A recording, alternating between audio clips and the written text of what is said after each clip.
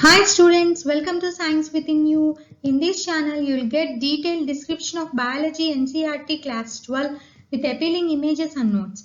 It will be very important for NEET, AIIMS, JIPMER and other MCQs of competitive exams. Here in this video, I am going to explain about the features of cloning vectors. If you didn't watch the previous videos, go to my channel, link in the description box and watch the previous videos. Then watch this video. Let's start. Features of cloning vectors. I have given some introduction in my previous video and now I will explain each and every feature in detail. Origin of replication. As I already told you, our desired gene after cut by the restriction enzymes, it can't divide on its own as it doesn't contain origin of replication. So when this desired gene is added to the plasmid contains origin of replication, and using this origin of replication, our desired gene after entering into the bacteria divides and we get required number of copies. This is a sequence from where origin replication starts, and any piece of DNA when linked to the sequence can be made to replicate within the host cells. This sequence is also responsible for controlling the copy number of the linked DNA. What is the copy number? The number of copies formed after cloning is known as copy number.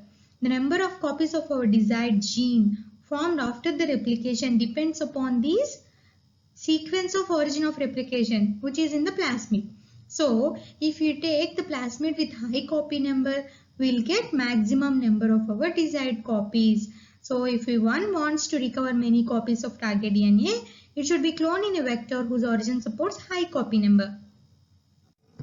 Next is selectable marker. In addition to the origin of replication, the vector requires a selectable marker which helps in identifying and eliminating non-transformants and selectively permitting the growth of transformants.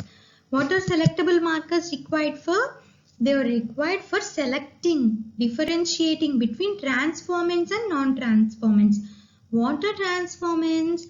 Suppose in a biotechnology lab, if you are constructing or if you are forming a recombinant DNA, what will you do?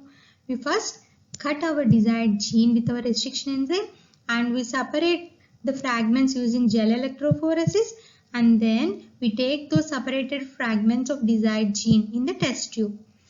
And along with our desired gene, we have to add plasmids to form recombinant DNA. And in order to cut plasmid and the desired gene, we have to add restriction enzyme.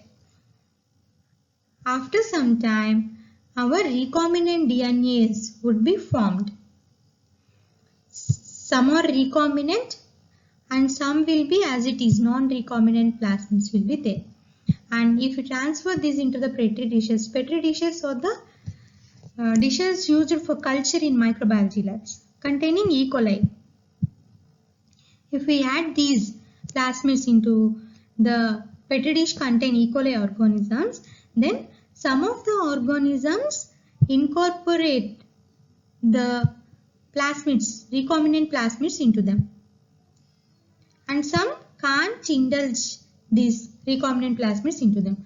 The organisms, the bacteria which take these recombinant plasmids are known as transformants, and the bacteria which do not take our recombinant DNA, which are not able to take recombinant DNA, are known as non-transformants. As these plasmids contain selectable markers, that is antibiotic resistant genes, means these plasmid get resistant to these antibiotics if this antibiotic resistant gene sequence is present in that. If you get typhoid, you can't be treated with a tetracycline or ampicillin. You have to take cephalexin. Means typhoid bacteria is resistant to tetracycline and ampicillin. Why? Because in the genetic material of typhoid bacteria, there is a sequence of genes responsible for the resistance to these organisms. So these medicines, so these tetracycline ampicillin medicines cannot kill that typhoid bacteria. In the same way, these plasmid also are incorporated with selectable markers, that is antibiotic resistant genes. Normal E. coli doesn't have antibiotic resistant genes, so they are not get resistant to this antibiotic. The genes encoding resistant antibiotics such as ampicillin, chloramphenicol, tetracycline, kanamycin, etc. are considered useful selectable markers for E. coli. The normal E. coli cells do not carry resistance against any of these antibiotics. So the normal, if we transfer them into a medium containing antibiotics, the normal E. coli cells will die because they do not contain resistance to these antibiotics. But these transformants, as they contain antibiotic resistant genes, they survive in this antibiotic medium. In that way, transformants or non-transformants are separate. Number 3, cloning sites. In order to link the alien DNA, the vector needs to have very few, preferably single recognition sites for the commonly used restriction enzymes. In order to attach our desired gene to the plasmid vector, it should contain some sites. There the sites contain the recognition sequence for some of the restriction enzymes. At these sites, the restriction enzymes cut, and same restriction enzyme is used to cut this plasmid vector and the desired gene. After cutting, the desired gene comes and attaches at that site. There is specific recognition site for each restriction enzyme, as we already learned. And the presence of more than one recognition site within the vector will generate several fragments which will complicate the gene cloning. See here in PBR322, BAMH1 site is present here. If same BAMH recognition sequence is present here and here, then many fragments will be formed. It will complicate the cloning. So there should be only one recognition site for the single restriction enzyme on PBR322 or any vector. These are called the cloning sites where our desired gene would get attached. And you have to compulsory study about the PBR322. It's very important for MCQs on it and other competitive exams. In board exams also, this question is very important.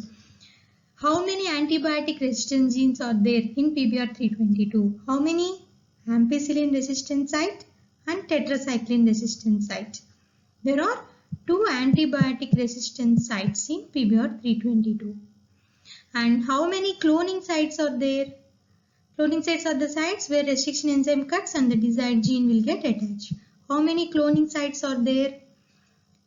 Count 1, 2, SAL1, PB1, 3, 4, 5, 6, 7 and 8. There are 8 cloning sites in PBR322. 1 origin of replication and 1 ROP. ROP codes for the proteins involved in the replication of the plasmid. And another important thing is that on the ampicillin resistant site, which restriction enzymes are present? PVU1 and PST1. Ampicillin APP, ampicillin PUV1, PST1. This set is very important. And again here tetracycline, BAM1, SAL1. This whole set, triplet set is very important. Remember them. The ligation of alien DNA is carried out at a restriction site present in one of the 2 antibiotic genes. Where the ligation with the help of ligase enzyme. Ligation means addition of our desired gene at the plasmid is known as ligation. And this ligation is carried out at one of the 2 antibiotic resistant sites.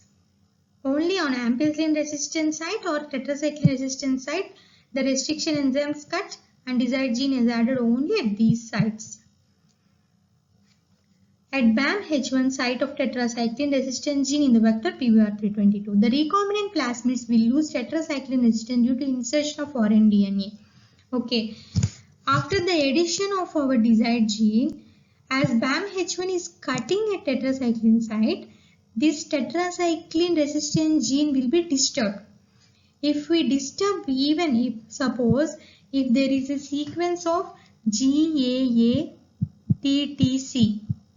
if we disturb even one single base pair also, the total gene will get inactivated. So as BAMH1 is cutting at this site, the tetracycline resistant genes get inactivated. After the addition of our desired gene, now that recombinant plasmid doesn't contain tetracycline resistant gene.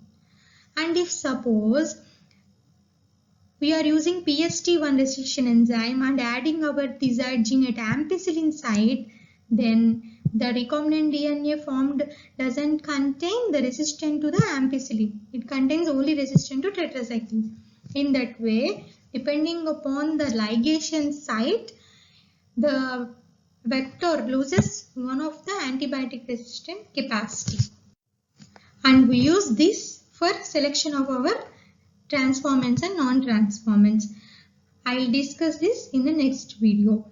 In the next video, I will discuss how selectable markers are used in the selection of transformants and non-transformants, and insertional inactivation, which is very important one, and then the vectors used for cloning in plants and animals. I will discuss these topics in the next video. Keep watching my videos to get concept. Please like, share and subscribe my channel, and if you get bored while reading, you can watch my vlog videos on how to do videos and trick videos on periodic table. Thank you.